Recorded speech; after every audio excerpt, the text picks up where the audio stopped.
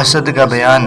حضرت ابو ہریرہ رضی اللہ عنہ سے روایت ہے کہ حضور اقدس صلی اللہ علیہ وسلم نے ارشاد فرمایا، تم لوگ اپنے آپ کو حسد سے بچاؤ، کیونکہ حسد نیکیوں کو اس طرح کھا جاتا ہے جس طرح آگ لکڑی کو کھا جاتی ہے، اور صدقے سے گناہ معاف ہوتے ہیں جیسے پانی سے آگ بجھتی ہے۔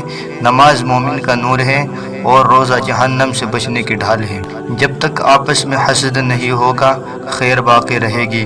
حضرت سمرہ بن ثعلبہ رضی اللہ عنہ سے روایت ہے کہ حضور اقدس صلی اللہ علیہ وسلم نے ارشاد فرمایا، لوگ مسلسل خیر پر باقی رہیں گے جب تک باہم حسد سے بچتے رہیں گے۔